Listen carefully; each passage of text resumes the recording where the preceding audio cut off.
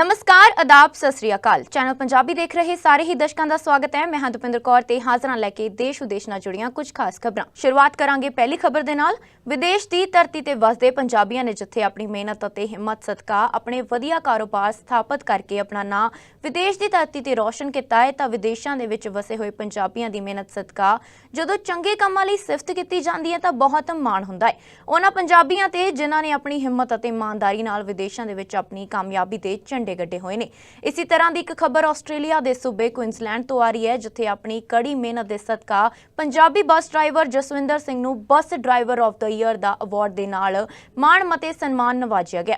पंजाबी मूल का जसविंदर सिंह जो कि करीब 6 सालों तो क्वींसलैंड के खेतरी इलाके टूवोंबा के एक बस ड्राइवर वजों काम कर रहा है। वो अपने मिठे बोलड़े सुभाਅ ਅਤੇ निर्मता सदके भाईचारे विच एक जाणिया पहचाणिया चेहरा बन गया।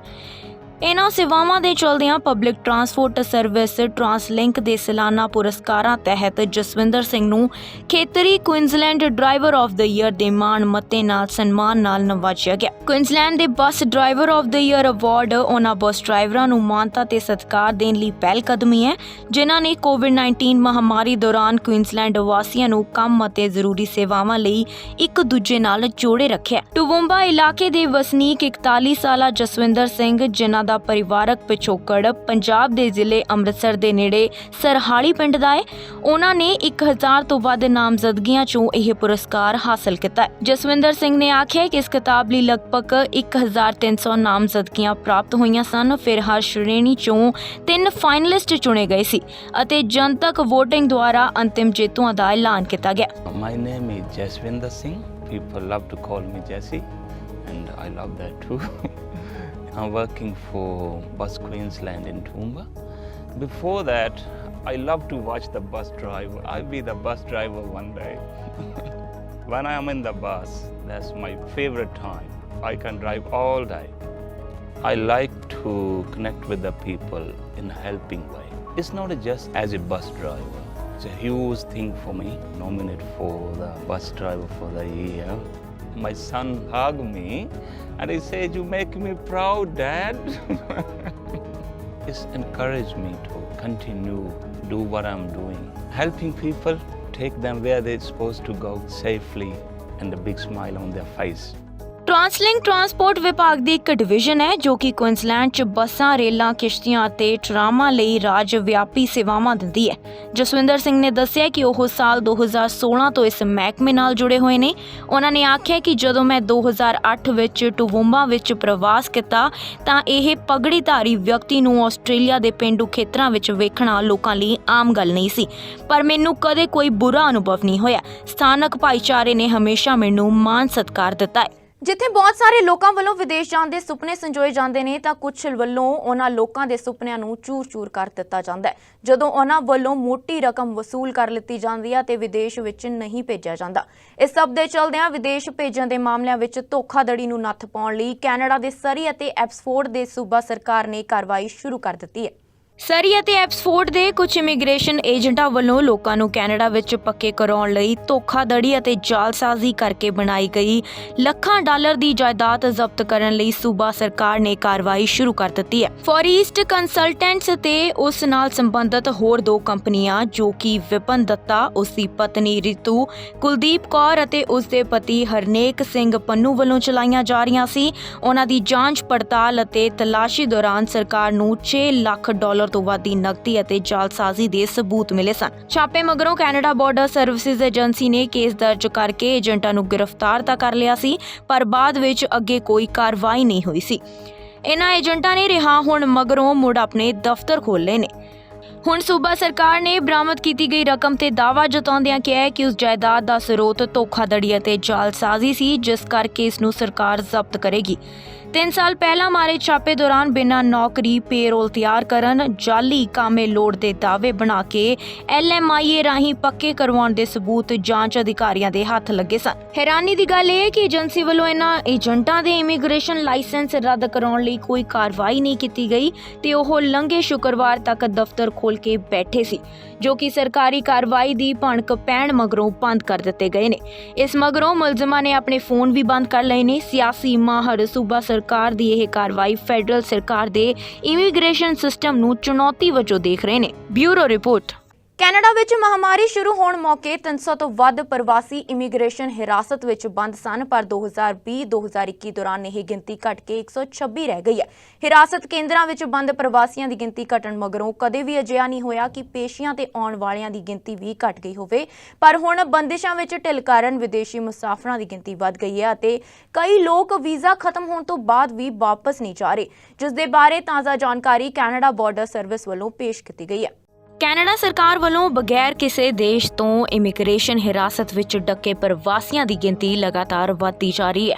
ਕੈਨੇਡਾ ਬਾਰਡਰ ਸਰਵਿਸਿਜ਼ ਵਾਲੇ ਦਲੀਲ ਦੇ ਰਹੇ ਨੇ ਕਿ ਬੰਦਿਸ਼ਾਂ ਵਿੱਚ ਢਿੱਲ ਕਾਰਨ ਵਿਦੇਸ਼ੀ ਮੁਸਾਫਰਾਂ ਦੀ ਗਿਣਤੀ ਵੱਧ ਗਈ ਹੈ ਅਤੇ ਕਈ ਲੋਕ ਵੀਜ਼ਾ ਖਤਮ ਹੋਣ ਤੋਂ ਬਾਅਦ ਵੀ ਵਾਪਸ ਨਹੀਂ ਜਾਂਦੇ। ਦੂਜੇ ਪਾਸੇ ਵਕੀਲਾਂ ਦਾ ਕਹਿਣਾ ਹੈ ਕਿ ਇਮੀਗ੍ਰੇਸ਼ਨ ਹਿਰਾਸਤ ਵਿੱਚ ਬੰਦ ਉਹਨਾਂ ਦੇ ਮੁਵੱਕਿਲ 1 ਸਾਲ ਪਹਿਲਾਂ ਹੀ ਕੈਨੇਡਾ ਆਏ ਸੀ। ਮੀਡੀਆ ਰਿਪੋਰਟਾਂ ਮੁਤਾਬਕ 1 ਮਾਰਚ 2022 ਤੱਕ 206 ਪ੍ਰਵਾਸੀ ਇਮੀਗ੍ਰੇਸ਼ਨ ਹਿਰਾਸਤ ਵਿੱਚ ਅਤੇ ਇਹ ਅੰਕੜਾ ਪਿਛਲੇ ਸਾਲ ਦੇ ਮੁਕਾਬਲੇ 28% ਵੱਧ ਬਣਦਾ ਹੈ। ਗੈਰ ਕਾਨੂੰਨੀ ਤਰੀਕੇ ਨਾਲ ਮੁਲਕ ਵਿੱਚ ਦਾਖਲ ਹੋਏ ਜਾਂ ਵੀਜ਼ਾ ਖਤਮ ਹੋਣ ਤੋਂ ਬਾਅਦ ਵੀ ਇੱਥੇ ਰਹਿਣ ਵਾਲੇ ਪ੍ਰਵਾਸੀਆਂ ਵਿਰੁੱਧ ਕਈ ਅਪਰਾਧਕ ਦੋਸ਼ ਨਹੀਂ ਲਗਾਇਆ ਜਾਂਦਾ, ਪਰ 68% ਪ੍ਰਵਾਸੀ ਸਿਰਫ ਇਸ ਕਰਕੇ ਹਿਰਾਸਤ 'ਚ ਹਨ ਕਿਉਂਕਿ ਕੈਨੇਡਾ ਬਾਰਡਰ ਸਰਵਿਸਿਜ਼ ਏਜੰਸੀ ਨੂੰ ਡਰ ਹੈ ਕਿ ਇਮੀਗ੍ਰੇਸ਼ਨ ਪੇਸ਼ੀ ਤੇ ਇਹ ਪੇਸ਼ ਨਹੀਂ ਹੋਣਗੇ। ਐਮਨੈਸਟੀ ਇੰਟਰਨੈਸ਼ਨਲ ਅਤੇ ਹੋਰ ਕਈ ਮਨੁੱਖੀ ਅਧਿਕਾਰ ਜਥੇਬੰਦੀਆਂ ਲੰਬੇ ਸਮੇਂ ਤੋਂ ਕੈਨੇਡਾ ਸਰਕਾਰ ਨੂੰ ਅਣਮਿੱਥੇ ਸਮੇਂ ਲਈ ਇਮੀਗ੍ਰੇਸ਼ਨ ਹਿਰਾਸਤ ਖਤਮ ਕਰਨ ਦੀ ਅਪੀਲ ਕਰਦੀਆਂ ਆ ਰਹੀਆਂ ਨੇ। ਮਨੁੱਖੀ ਅਧਿਕਾਰ ਜਥੇਬੰਦੀਆਂ ਦਾ ਕਹਿਣਾ ਹੈ ਕਿ ਕਿਸੇ ਪ੍ਰਵਾਸੀ ਦੇ ਮਾਨਸਿਕ ਤੌਰ ਤੇ ਬਿਮਾਰ ਹੋਣ ਦਾ ਆਧਾਰ ਬਣਾ ਕੇ ਵੀ ਕੈਨੇਡਾ ਬਾਰਡਰ ਸਰਵਿਸਿਜ਼ ਵਾਲੇ ਉਸ ਨੂੰ ਰਿਹਾ ਨਹੀਂ ਕਰਦੇ। ਉੱਥੇ ਕੈਨੇਡਾ ਬਾਰਡਰ ਸਰਵਿਸਿਜ਼ ਏਜੰਸੀ ਦੇ ਬੁਲਾਰੇ ਨੇ ਆਖਿਆ ਕਿ ਜਦੋਂ ਕੈਨੇਡਾ ਵਿੱਚ ਦਾਖਲ ਹੋਣ ਵਾਲਿਆਂ ਦੀ ਗਿਣਤੀ ਵਧਦੀ ਹੈ ਤਾਂ ਇਮੀਗ੍ਰੇਸ਼ਨ ਹਿਰਾਸਤੀਆਂ ਦੀ ਗਿਣਤੀ ਵਧਣ ਦੇ ਅਸਾਰ ਆਪਣੇ ਆਪ ਹੀ ਬਣ ਜਾਂਦੇ ਨੇ। ਇੱਕ ਮਹਿਲਾ ਵਕੀਲ ਨੇ ਦਾਅਵਾ ਕੀਤਾ ਹੈ ਕਿ ਉਸ ਦੇ ਮੌਕੇ ਪਿਛਲੇ ਕਈ ਸਾਲਾਂ ਤੋਂ ਕੈਨੇਡਾ ਵਿੱਚ ਮੌਜੂਦ ਹਨ, ਪਰ ਇਸ ਦੇ ਬਾਵਜੂਦ ਇਮੀਗ੍ਰੇਸ਼ਨ ਹਿਰਾਸਤ ਵਿੱਚ ਰੱਖਣ ਤੋਂ ਸੰਕੋਚ ਨਹੀਂ ਕੀਤਾ ਜਾਂਦਾ। ਕੈਨੇਡਾ ਦੇ ਇਮੀਗ੍ਰੇਸ਼ਨ ਵਕੀਲ ਅਮਰੀਕਾ ਅਤੇ ਯੂਕੇ ਦੀ ਮਿਸਾਲ ਪੇਸ਼ ਕਰ ਰਹੇ ਨੇ, ਜਿੱਥੇ ਪ੍ਰਵਾਸੀਆਂ ਨੂੰ 6 ਮਹੀਨੇ ਤੋਂ ਵੱਧ ਗੈਰ ਕਾਨੂੰਨੀ ਹਿਰਾਸਤ ਵਿੱਚ ਨਹੀਂ ਰੱਖਿਆ ਜਾਂਦਾ। ਆਸਟ੍ਰੇਲੀਆ ਅਤੇ ਯੂਰਪੀ ਯੂਨੀਅਨ ਵਿੱਚ ਵੀ ਇਹੀ ਨਿਯਮ ਲਾਗੂ ਹੁੰਦਾ ਹੈ। ਇਮੀਗ੍ਰੇਸ਼ਨ ਹਿਰਾਸਤੀ ਕੇਂਦਰਾਂ ਵਿੱਚ ਪ੍ਰਵਾਸੀਆਂ ਦੀ ਗਿਣਤੀ ਜ਼ਿਆਦਾ ਹੋਣ ਕਾਰਨ ਵਾਇਰਸ ਫੈਲਣ ਦਾ ਖਤਰਾ ਵੀ ਜ਼ਿਆਦਾ ਰਹਿੰਦਾ ਹੈ। ਦੱਸ ਦਈਏ ਕਿ ਕੈਨੇਡਾ ਵਿੱਚ ਮਹਾਮਾਰੀ ਸ਼ੁਰੂ ਹੋਣ ਮੌਕੇ 300 ਤੋਂ ਵੱਧ ਪ੍ਰਵਾਸੀ ਇਮੀਗ੍ਰੇਸ਼ਨ ਹਿਰਾਸਤ ਵਿੱਚ ਬੰਦ ਸਨ, ਪਰ 2020-2021 ਦੌਰਾਨ ਇਹ ਗਿਣਤੀ ਘਟ ਕੇ 126 ਹੀ ਰਹਿ ਗਈ ਸੀ। ਹਿਰਾਸਤੀ ਕੇਂਦਰਾਂ ਵਿੱਚ ਬੰਦ ਪ੍ਰਵਾਸੀਆਂ ਦੀ ਗਿਣਤੀ ਘਟਣ ਮਗਰੋਂ ਕਦੇ ਵੀ ਅਜਿਹਾ ਨਹੀਂ ਹੋਇਆ ਕਿ ਪੇਸ਼ੀਆਂ ਤੇ ਆਉਣ ਵਾਲਿਆਂ ਦੀ ਗਿਣਤੀ ਵੀ ਘਟ ਗਈ ਹੋਵੇ, ਜਿਵੇਂ ਕਿ ਕੈਨੇਡਾ ਬਾਰਡਰ ਸਰਵਿਸਿਜ਼ ਏਜੰਸੀ ਯਾਨੀ ਕਿ CBSE ਵਾਲੇ ਦਾਅਵਾ ਕਰ ਰਹੇ ਨੇ। ਇਮੀਗ੍ਰੇਸ਼ਨ ਪੇਸ਼ੀ ਮੌਕੇ ਗੈਰ ਹਾਜ਼ਰ ਰਹਿਣ ਵਾਲਿਆਂ ਦੀ ਗਿਣਤੀ 2019 ਵਿੱਚ 5.9% ਦਰਜ ਕੀਤੀ ਗਈ, ਜਦਕਿ ਮਹਾਮਾਰੀ ਮਗਰੋਂ ਪ੍ਰਵਾਸੀਆਂ ਦੀ ਰਿਹਾਈ ਦੇ ਬਾਵਜੂਦ 2021 ਵਿੱਚ ਸਿਰਫ 5.5% ਪ੍ਰਵਾਸੀ ਹੀ ਪੇਸ਼ੀ ਤੋਂ ਗੈਰ ਹਾਜ਼ਰ ਰਹੇ ਸੀ। ਅਕਤੂਬਰ 2020 ਦੌਰਾਨ ਗੈਰ ਹਾਜ਼ਰ ਪ੍ਰਵਾਸੀਆਂ ਦੀ ਗਿਣਤੀ 16% ਤੋਂ ਉੱਪਰ ਦੱਸੀ ਗਈ, ਪਰ ਇਹ ਨੋਟਿਸ ਪਹੁੰਚਣ ਦੀ ਪ੍ਰਕਿਰਿਆ ਵਿੱਚ ਦੇਰੀ ਹੋਣ ਕਾਰਨ ਹੀ ਹੋਇਆ ਸੀ। Bureau report, channel Punjabi. Canada ਵਿਖੇ ਪੜ੍ਹਾਈ ਲਈ ਆ ਰਹੇ ਅੰਤਰਰਾਸ਼ਟਰੀ ਵਿਦਿਆਰਥੀਆਂ ਦੀਆਂ ਮੌਤਾਂ ਦਾ ਸਿਲਸਿਲਾ ਬੰਦ ਹੋਣ ਦਾ ਨਾਮ ਨਹੀਂ ਲੈ ਰਿਹਾ ਤੇ ਲਗਾਤਾਰ ਦੂਜੇ ਦਿਨ ਅਜਿਹੀ ਖਬਰ ਸਾਹਮਣੇ ਆਈ ਹੈ। ਇਸੇ ਤਰ੍ਹਾਂ ਦੀ ਇੱਕ ਖਬਰ ਬਰੈਂਪਟਨ ਤੋਂ ਆਈ ਹੈ। ਆਓ ਨਜ਼ਰ ਮਾਰਦੇ ਹਾਂ ਇਸ ਅਹਿਮ ਖਬਰ ਤੇ। ਕੈਨੇਡਾ ਤੋਂ ਮੰਦਭਾਗੀ ਖਬਰ ਸਾਹਮਣੇ ਆ ਰਹੀ ਹੈ। ਆਪਣਾ ਭਵਿੱਖ ਬਣਾਉਣ ਵਿਦੇਸ਼ ਗਏ ਪੰਜਾਬੀ ਨੌਜਵਾਨ ਦੀ ਅਚਨਚੇਤ ਮੌਤ ਹੋ ਗਈ ਹੈ। ਜਾਣਕਾਰੀ ਮੁਤਾਬਕ ਜ਼ਿਲ੍ਹਾ ਲੁਧਿਆਣਾ ਦੇ ਖੰਨਾ ਨਾਲ ਸੰਬੰਧਿਤ 30 ਸਾਲਾ ਨੌਜਵਾਨ ਨਵਪ੍ਰੀਤ ਸਿੰਘ ਮਾਨਕੂ ਨੋਵਾ ਸਕੋਸ਼ੀਆ ਸੂਬੇ 'ਚ ਪੜ੍ਹਾਈ ਪੂਰੀ ਕਰਨ ਤੋਂ ਬਾਅਦ ਆਪਣੇ ਭਰਾ ਕੋਲ ਬਰੈਂਪਟਨ ਆ ਕੇ ਰਹਿਣ ਲੱਗਾ ਸੀ ਤੇ ਪੱਕਾ ਹੋਣ ਦੀ ਤਿਆਰੀ ਕਰ ਰਿਹਾ ਸੀ। ਇਸ ਸੰਬੰਧੀ ਜਾਣਕਾਰੀ ਦਿੰਦਿਆਂ ਨਵਪ੍ਰੀਤ ਦੇ ਭਰਾ ਪ੍ਰਿਤਪਾਲ ਸਿੰਘ ਨੇ ਦੱਸਿਆ ਕਿ ਬੀਤੀ 30 ਅਪ੍ਰੈਲ ਨੂੰ ਰਾਤ ਦੇ ਲਗਭਗ 3 ਵਜੇ ਨਵੀ ਦੀ ਸਿਹਤ ਅਚਾਨਕ ਵਿਗੜ ਗਈ ਤੇ ਉਸ ਨੂੰ ਸਾਹ ਲੈਣ 'ਚ ਪਰੇਸ਼ਾਨੀ ਹੋਣ ਲੱਗੀ। ਪ੍ਰਿਤਪਾਲ ਨੇ ਤੁਰੰਤ 911 ਤੇ ਕਾਲ ਕਰਕੇ ਪੈਰਾਮੈਡਿਕਸ ਨੂੰ ਬੁਲਾਇਆ ਅਤੇ ਨਵਪ੍ਰੀਤ ਨੂੰ ਐਟਬਕੌਕ ਦੇ ਜਨਰਲ ਹਸਪਤਾਲ ਲਿਜਾਇਆ ਗਿਆ। ਐਮਰਜੈਂਸੀ ਰਿਸਪੌਂਸ ਟੀਮ ਦੀਆਂ ਕੋਸ਼ਿਸ਼ਾਂ ਦੇ ਬਾਵਜੂਦ ਨਵਪ੍ਰੀਤ ਸਿੰਘ ਨੂੰ ਬਚਾਇਆ ਨਹੀਂ ਜਾ ਸਕਿਆ। ਖੰਨਾ ਦੇ ਪਿੰਡ ਮਾਨਕੀ ਦੇ ਨਵਪ੍ਰੀਤ ਸਿੰਘ ਦਾ ਪੋਸਟਮਾਰਟਮ ਕੀਤਾ ਜਾਵੇਗਾ ਤਾਂ ਕਿ ਮੌਤ ਦੇ ਅਸਲੀ ਕਾਰਨਾਂ ਬਾਰੇ ਪਤਾ ਲਗਾਇਆ ਜਾ ਸਕੇ। ਨਵਪ੍ਰੀਤ ਦੇ ਪਿਤਾ ਅਮਰਿਤ ਸਿੰਘ ਨੇ ਦੱਸਿਆ ਕਿ 1 ਦਿਨ ਪਹਿਲਾਂ ਹੀ ਉਸ ਦਾ ਫੋਨ ਆਇਆ ਸੀ ਅਤੇ ਉਹ ਪੰਜਾਬ ਆਉਣ ਦੀ ਗੱਲ ਆਖ ਰਿਹਾ ਸੀ। ਨਵਪ੍ਰੀਤ ਸਿੰਘ ਦੇ ਦੋਸਤਾਂ ਵੱਲੋਂ ਵੀ ਉਸ ਦੀ ਦੇਹ ਨੂੰ ਭਾਰਤ ਭੇਜਣ ਲਈ GoFundMe ਮੁਹਿੰਮ ਸ਼ੁਰੂ ਕਰਦਿਆਂ $25,000 ਇਕੱਠੇ ਕਰਨ ਦਾ ਟੀਚਾ ਰੱਖਿਆ ਗਿਆ। ਦੱਸਣਯੋਗ ਹੈ ਕਿ ਇਸ ਤੋਂ ਕੁਝ ਦਿਨ ਪਹਿਲਾਂ ਪਟਿਆਲਾ ਜ਼ਿਲ੍ਹੇ ਨਾਲ ਸੰਬੰਧਿਤ ਅਰਸ਼ਦੀਪ ਵਰਮਾ ਨੇ ਆਰਥਿਕ ਪਰੇਸ਼ਾਨੀਆਂ ਤੋਂ ਤੰਗ ਆ ਕੇ ਖੁਦਕੁਸ਼ੀ ਕਰ ਲਈ ਸੀ। ਕੋਰੋਨਾ ਦੌਰਾਨ ਰੁਜ਼ਗਾਰ ਖੁੱਸਣ ਕਾਰਨ ਅਰਸ਼ਦੀਪ ਵਰਮਾ ਡਿਪਰੈਸ਼ਨ 'ਚ ਚਲਾ ਗਿਆ ਸੀ। ਸਿਰਫ ਕੈਨੇਡਾ ਵਿੱਚ ਮੌਜੂਦ ਪੰਜਾਬੀ ਨੌਜਵਾਨ ਹੀ ਮੁਸ਼ਕਲਾਂ ਦਾ ਸਾਹਮਣਾ ਨਹੀਂ ਕਰ ਰਹੇ, ਬਲਕਿ ਕੈਨੇਡੀਅਨ ਕਾਲਜਾਂ 'ਚ ਦਾਖਲਾ ਲੈਣ ਅਤੇ ਪੜ੍ਹਾਈ ਕਰਨ ਦੇ ਬਾਵਜੂਦ ਸਟੱਡੀ ਵੀਜ਼ਾ ਤੋਂ ਨਕਾਰੇ ਗਏ ਨੌਜਵਾਨ ਵੀ ਬੇहद ਪਰੇਸ਼ਾਨ ਨੇ। Bureau report. ਅੱਜ ਦੇ ਇਸ ਬੁਲਟਨ 'ਚ ਬਸ ਇੰਨਾ ਹੀ। ਨਵੀਆਂ ਤੇ ਤਾਜ਼ਾ ਖਬਰਾਂ ਲੈ ਕੇ ਫਿਰ ਤੋਂ ਹਾਜ਼ਰ ਹੋਵਾਂਗੇ। ਹੁਣ ਮੈਨੂੰ ਯਾਨੀ ਦੁਪਿੰਦਰ ਕੌਰ ਨੂੰ ਦਿਓ ਇਜਾਜ਼ਤ। ਧੰਨਵਾਦ।